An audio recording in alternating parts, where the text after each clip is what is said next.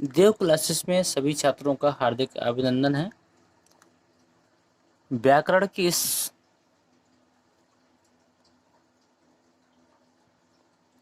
छठवें पार्ट में आप देखेंगे समास। समास के संपूर्ण पार्ट को हम बड़े विस्तृत पूर्वक बताने वाले हैं, क्योंकि इस पार्ट को देखने के बाद में आप जीवन में कभी समास के बारे में भूल नहीं सकते। इस चीज़ की हम गारंटी लेते हैं, इसलिए आप इस वीडियो को पूरा देखिएगा। पूरा देखने के बाद में जो भी इसमें से और कमियां रह जाती हैं, जो आप नहीं सीख पाते हैं, उसको आप हमारे साथ साझा करके उन चीज़ों को भी सीख सकते हैं। चलते समास, सबसे पहले समास को ही देख लेते हैं, समास क्या होता है। तो परस्पर संबंध रखने वाले दो अथवा दो से अधिक जो शब्दों का मेल होता है उसे क्या कहते हैं, समास कहता है। ध्यान दीजिएगा, परस्पर संबंध रखने वाला दो या दो से अधिक शब्दों का समूह। तो वह शब्दों का वह समूह जो दो या दो से अधिक शब्दों के मेल से जो तैयार होता है उसे क्या कहते हैं, समास कहते हैं। इसके जो भेद होते हैं, इसके भेद में सबसे पहला है आपका अव्ययीभाव समास। अगर हो सके तो आप नोट डाउन करते जाइए, किसी कॉपी में लिखते जाइए, या फिर अगर नोट्स आप लेना चाहें तो आप कमेंट बॉक्स में अपना मोबाइल नंबर छोड़िए, हम आपको नोट्स की व्यवस्था करेंगे। अव्ययीभाव समास में देखिए, जिस समास का पहला खंड प्रधान हो, ध्यान दीजिएगा, जिस समास का पहला पद प्रधान होगा वहां पर अव्ययीभाव समास होता है। जहां पर पहला शब्द प्रधान, इसमें पहला खंड अव्यय होता है। जिसमें पहला खंड क्या होता है, अव्यय। इसकी पहचान कैसे करेंगे हम, जैसे लिखा है यथाशक्ति। यथाशक्ति का अर्थ क्या हुआ, शक्ति के अनुसार। यथाशक्ति का मतलब जितनी शक्ति है, इसका मतलब शक्ति के अनुसार। तो यदि समस्त पद के आरंभ में भर आ जाए, निर आ जाए, प्रति आ जाए, यथा आ जाए, बे आ जाए, आ जाए, बा आ जाए, उप आ जाए, यावत आ जाए, अधि आ जाए, अनु आ जाए। ध्यान दीजिएगा, जो इतने शब्द दिए गए हैं, 7-8 शब्द हैं। भर, निर, प्रति, यथा, बे, बड़ा आ, छोटा बा, उप, यावत, अधि, अनु। अगर इनमें से किसी भी शब्दों को आप कहीं पर भी देख लें, अगर इनमें से किसी शब्दों को भी आप देख लेते हैं, तो ये मान के चलिए कि आपका अव्ययीभाव समास होगा। तो मैं यहाँ पर आपको पहचान करवा देता हूँ। देखिए यहाँ पर यथा आ गया, ये देखिए लिखा हुआ है यथा, कहीं लिखा है, ये लिखा हुआ है। अब इसमें भी यथा लिखा है। इसमें आ गया हाथों हाथ। हाथों हाथ का मतलब क्या होता है, हाथ हाथ में, ठीक है। तो ये देखिए में लिखा हुआ है। प्रतिक्षण, प्रतिक्षण देखिए, प्रति आ गया। प्रत्यक्ष, ये भी प्रति से ही बनता है, प्रति आ गया। रातों रात, रात रात में, रातों रात का मतलब क्या होता है, रात ही रात में। तो में शब्द आ गया, तो ये आ गया आजीवन। आजीवन का मतलब आ गया, ये देखिए आ रखा हुआ है। भर पेट मतलब पेट भर कर, तो ये देखिए भर आ गया, ये लिखा हुआ भर। निसंदेह, नी आ गया। संदेह के बिना, हर, ये देखिए हर भी आ गया। हर समय का मतलब समय में, हर समय, समय में, तो ये में आपका दिया गया है। साफ, साफ का मतलब बिल्कुल साफ। तो ये जो सारे शब्द हैं, इन शब्दों से आप अव्ययीभाव समास की पहचान कर सकते हैं। अगर ये शब्द आपको मिल जाते हैं, में, भर, निर, प्रति, यथा, बे, आ, बा, उप, यात, वत, अधि, अनु, इस तरह के कोई भी शब्द अगर मिलते हैं आपको, तो ये मान के चलिए कि यहाँ पर कौन सा समास होगा, अव्ययीभाव समास होगा।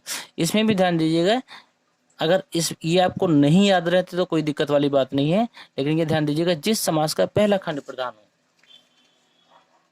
जैसे लिखा है यथाशक्ति, तो ये शक्ति के अनुसार, तो जो पहला शब्द है यथा, यही इसमें प्रधान है। यथा गति, गति के अनुसार, तो यहाँ पे क्या प्रधान है, पहला। हाथों हाथ, जब हाथ ही नहीं होंगे तो बाकी बात ही नहीं होती। प्रति क्षण, यहाँ पर प्रति, हर एक क्षण की बात हो रही है, तो यहाँ पे पहला शब्द प्रधान है। प्रत्यक्ष, प्रत्यक्ष का मतलब जो आंखों के प्रति, ये जो सामने देखा जाए, यहाँ पर पहला शब्द प्रधान है। रातों रात, यहाँ पे भी पहला शब्द प्रधान आ रहा है। आजीवन, जीवन भर, जो पूरे जीवन की बात होती है वहां पर आजीवन, यहाँ पे भी पहला शब्द प्रधान है। तो यहाँ पर जो पहला शब्द प्रधान आ रहा है, यहाँ पर अव्ययीभाव समास कहलाएगा आपका। दूसरा तत्पुरुष समास। तत्पुरुष की पहचान कैसे करेंगे? जहाँ पूर्व विशेषण, पूर्व विशेषण ये शब्द लिखते जाइएगा, परिभाषा भी लिखते जाइए। जहाँ पूर्व विशेषण होने के कारण गौड़ तथा उत्तर पद विशेष होने के कारण प्रधान होता है। जहाँ पूर्व विशेषण होने के कारण गौड़ तथा उत्तर पद विशेष होने के कारण प्रधान होता है, वहाँ तत्पुरुष समास होता है। तत्पुरुष के जो भेद हैं, तत्पुरुष के सबसे पहला कर्म तत्पुरुष होता है, करण तत्पुरुष होता है। इसमें सारी चीजें हम आपको बताएंगे। तो कर्म में क्या क्या होगा? कर्म में जहाँ पर को आ जाए, जैसे आपने पढ़ा होगा कर्ता ने, कर्म को, करण से, इस तरह की चीजें आपने एक टेबल हमने बताई थी इसके पुराने वीडियो में। तो जहाँ पर को शब्द आ जाए वहां पर ये मान के चलिए कर्म तत्पुरुष होगा। तत्पुरुष में बहुत डाउट होते हैं, जो भी गलतियां होती हैं तत्पुरुष में ही होती हैं। जहाँ पर को शब्द की उत्पत्ति होती है वहां पर आपका कर्म तत्पुरुष होगा। यश प्राप्ति का मतलब, यश प्राप्त का मतलब यश को प्राप्त, शरणगत का मतलब शरण को आगत, प्रत्यागत का मतलब प्रयाग को आगत। इसी तरह कर्ण में कर्ता ने कर्म से कर्ण, कर्ता ने कर्म को कर्ण से, तो यहाँ पर देखिए से शब्द आएगा, से भी हो सकता है, द्वारा भी हो सकता है, ये दोनों शब्द होते हैं। तो रेखा से अंकित, तुलसी से कृत भी कह सकते हैं, तुलसी द्वारा कृत भी कह सकते हैं। तो यहाँ पर से और द्वारा शब्द होते हैं, वहां पर आपका कर्ण तत्पुरुष आएगा। जब भी इसका अर्थ निकालेंगे, मन मानी का मतलब मन से मानी, मन मानी का मतलब मन से मानी। तो जहाँ पे से शब्द आ रहा है तो वहां पर कर्ण तत्पुरुष, यहाँ पर को शब्द आ रहा है तो कर्म तत्पुरुष। और आगे देखते हैं। अगला प्रसाद कृत, प्रसाद से कृत या प्रसाद द्वारा कृत, तो यहाँ पर भी वही होगा। तीसरा संप्रदान के लिए, आपने सुना होगा संप्रदान के लिए, तो जहां पर के लिए शब्द की उत्पत्ति होती है वहां संप्रदान तत्पुरुष हो जाएगा। हवन सामग्री का मतलब हवन के लिए सामग्री, सत्याग्रह का मतलब सत्य के लिए आग्रह, शयन कक्ष का मतलब शयन के लिए कक्ष, यहाँ पर संप्रदान हो जाएगा। आपादान में क्या होता है? कोई चीज किसी दूसरी चीज से अलग होती है। जैसे जन्म रोगी, जन्म से रोगी, जीवन मुक्त, जीवन से मुक्त हो गया, अलग हो रहा है। चोर भय, चोरों से भय, ये चोर से अलग है। ये धनहीन, धन से अलग हो गया तो वो हो गया धनहीन। ऋण मुक्त, कर्ज से मुक्त हो गया तो ऋण मुक्त। पथ भ्रष्ट, पथ से भ्रष्ट हो गया तो पथ भ्रष्ट। तो जब कोई चीज एक दूसरी चीज से अलग हो जाती है तो वहां पर क्या हो जाता है? आपादान। संबंध, संबंध में का शब्द आता है, का भी हो सकता है, की, का की के जहां मिलेगा तो वहां पर आपका संबंध तत्पुरुष होता है। तत्पुरुष के ही भाग होते हैं, इसलिए तत्पुरुष में ही कंफ्यूजन होती है। तो ध्यान से देखिएगा। विश्वास पात्र, अब आप इसको विश्वास को पात्र नहीं कह सकते हैं, तो विश्वास का पात्र। देवस्थान, देव का स्थान। माखन चोर, माखन का चोर। राम कहानी, राम की कहानी। यहाँ पे का की के, का की के, ये तीन शब्द की उत्पत्ति अगर होती है तो वहां पर संबंध तत्पुरुष होगा। अधिकरण में क्या होता है? में पर, में पर यदि आता है तो वहां पर अधिकरण हो जाएगा। ध्यान दीजिएगा, पहचान भी लिखते जाइएगा। जहां पर अधिकरण तत्पुरुष मिलेगा वहां पर में या पर, ये दो शब्दों की उत्पत्ति होती है। आत्मविश्वास का मतलब आत्मा पर विश्वास, रणधीर का मतलब रण में धीर, धर्मवीर, धर्म में वीर, रसमग्न, रस में मग्न, आप बीती, आप पर बीती, ये सारे शब्द जो हैं उसमें में और पर की उत्पत्ति होती है। तो जहां पर में और पर की उत्पत्ति हो वहां पर आपका अधिकरण तत्पुरुष हो जाता है। ठीक है, बाकी ये आपके महत्वपूर्ण नहीं है। इसके बाद हम देखते हैं कर्मधारय समास। अगला दो तो हो गए आपके, तीसरा है कर्मधारय समास। कर्मधारय में क्या होता है? जब समस्त पदों के खंड, अभी आपके दो हुए, एक तो आपका यह देखिए, कर्मधारय में जब समस्त पदों के खंडों में, जब समस्त पदों के खंडों में परस्पर विशेष विशेषण भाव अथवा उपमान उपमेय भाव संबंध होता है, वहां पर क्या होता है? कर्मधारय समास होता है। जैसे ये क्या लिखा है? वचनामृत, वचन रूपी अमृत। घन श्याम, घन जैसा श्याम। विद्याधन, विद्या रूपी धन। महावीर, महान वीर। महादेव, महान देव। यहाँ पर क्वालिटी की बात हो रही है। जहां पर भी आप देख रहे होंगे यहाँ पर कुछ ना कुछ विशेषता प्रदर्शित की जा रही है, और जहां पर भी विशेषता प्रदर्शित होगी वहां पर कर्मधारय समास आ जाएगा।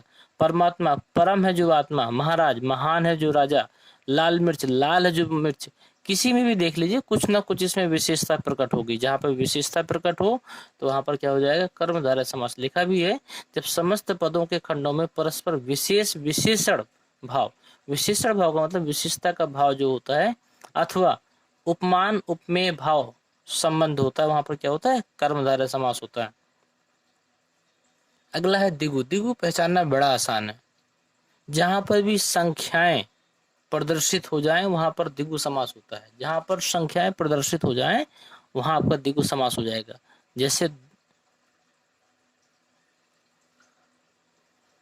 दिगु का ही देख लीजिए, दो गायों का जो समूह, अष्टाध्यायी, अष्ट का मतलब 8, ध्यायी 8 अध्याय का जो समूह का अष्टाध्यायी। नवरात्र का मतलब नवरात्रों का समूह, त्रिफला 3 फलों का समूह, चवन्नी 4 अन्नों का समूह, नवरत्न नवरत्नों का समूह, चौमासा 4 मासों का समूह, तिरंगा 3 रंगों का समाहार, दोपहर 2 पहरों का समाहार। तो यहाँ पर हर जगह कहीं ना कहीं संख्यावाचक शब्द आ रहा है, और जहां भी संख्यावाचक शब्द आएगा वहां पर द्विगु समास होगा। द्वंद्व पहचानना बहुत ही आसान, जैसे द्विगु पहचान लिया वैसे आपका द्वंद्व पहचान में आ जाएगा। जहां पर विग्रह चिन्ह मिल जाए, देखिएगा, जिसमें दोनों खंड प्रधान हो। द्विगु में परिभाषा देख लीजिए, द्विगु में क्या होता है, इसमें पूर्व पद संख्यावाचक होता है। द्विगु में पूर्व पद संख्यावाचक होता है, और द्वंद्व में क्या होता है, दोनों खंड प्रधान होते हैं। जैसे आप लिखते हैं ना, माता पिता, खाना पीना, नहाना धोना, कोई भी ऐसी शब्द जहाँ पर दोनों शब्द प्रधान होते हैं और बीच में ये विग्रह चिन्ह लगा होता है। अक्सर ये विग्रह चिन्ह जहां पर भी लगा होगा, बीच वाला चिन्ह, वहां पर आपका ये मान के चलिए 90% आशा है कि आपका द्वंद्व समास ही होगा, क्योंकि इसका विग्रह करने पर और शब्द का उत्पन्न होती है।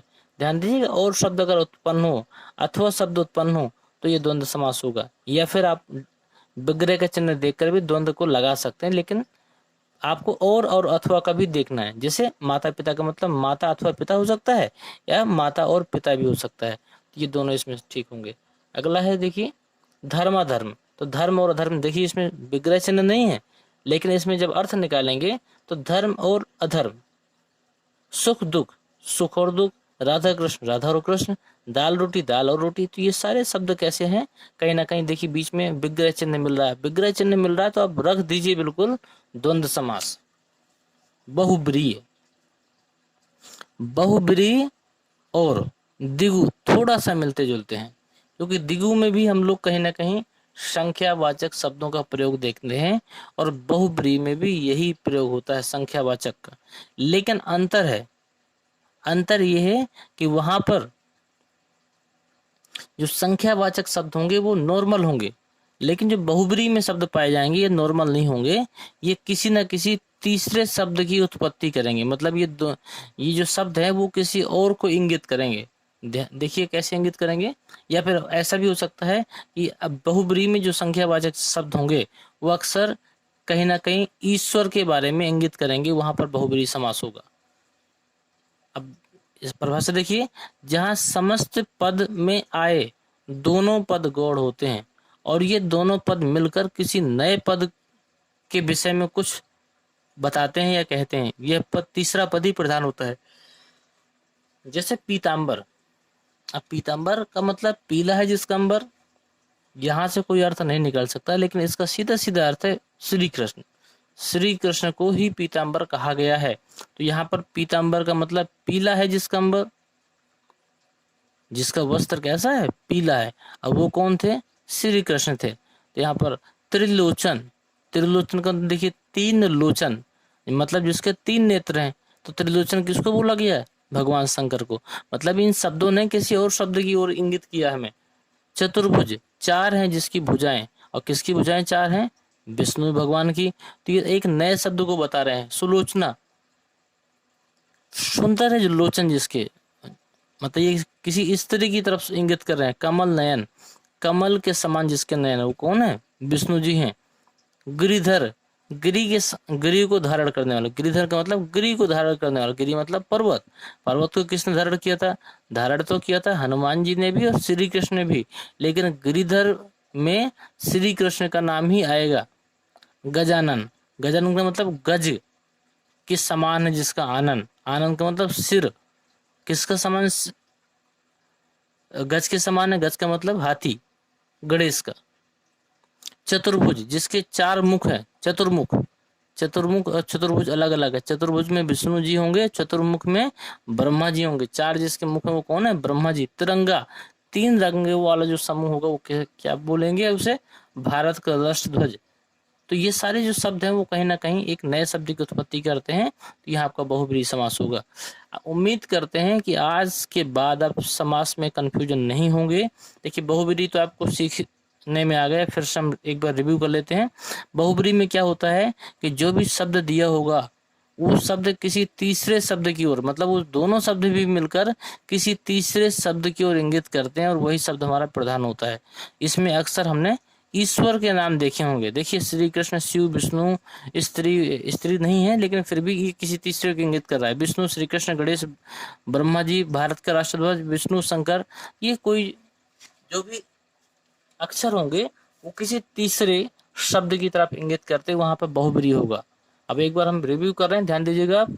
अब यहाँ पे क्या है कि जब भी आपको विग्रह चिन्ह लगा मिल जाए, इस तरह का जो बीच में डैश लगा हुआ है, यहाँ पर आपका द्वंद्व समास हो जाएगा। द्विगु समास में क्या होता है, पहला शब्द जो होता है ये आपका संख्यावाचक होता है, यहाँ पर द्विगु समास होता है। कर्मधारय, कर्मधारय ही ऐसा है कि अगर ये शब्द नहीं मिलते हैं तो आपको कर्मधारय ही हो जाएगा, क्योंकि इसमें विशेषता, जब विशेषता प्रकट की जाए तो वहां पर कर्मधारय हो जाएगा। इसके बाद में आपका है लास्ट अव्ययीभाव समास, तत्पुरुष समास, सॉरी तत्पुरुष समास। तत्पुरुष ही मोस्ट इंपोर्टेंट है, इसमें कई भाग होते हैं। तो इसमें तत्पुरुष के लिए आपको टेबल याद करनी होगी। काकी के, ये कर्ता ने कर्म से करण, कर्ता ने कर्म को कर्ण से, ये इस तरह की एक टेबल मैंने आपको इसके पिछले वीडियो में दी है, उसको आपको याद करना होगा। उसको याद कर लेंगे तो ये तत्पुरुष समास ये जो सबसे ज्यादा पूछा जाता है और इसी में कन्फ्यूजन होती है। और जो पहला नंबर है वह है आपका अव्ययीभाव समास। अव्ययीभाव समास में क्या होता है, इसमें पहला पद प्रधान होता है। इसकी पहचान भी दी गई है, में भर निर प्रति यथा बे बड़ा बा उप यावत अधि अनु, ये शब्द अगर शुरुआत में मिलते हैं यहाँ पर आपका अव्ययीभाव समास होगा। उम्मीद करते हैं सभी छात्रों को ये वीडियो बहुत पसंद आया होगा, सारी चीज़ क्लियर हो गई होंगी। जो चीज़ नहीं क्लियर हुई उससे आप पूछ सकते हैं, कोई दिक्कत वाली बात नहीं, उसे हम बिल्कुल बताएंगे। इसके अतिरिक्त कक्षा 9वीं से लेकर 12वीं तक के सभी छात्र अपने सभी महत्वपूर्ण विषयों की वीडियो हमारे यहाँ प्राप्त कर सकते हैं और उसके नोट्स भी आपके लिए उपलब्ध है। जो व्यक्ति नोट्स लेना चाहता है वो कमेंट बॉक्स में अपना मोबाइल नंबर और सब्जेक्ट का नाम जरूर डालें। Thank you.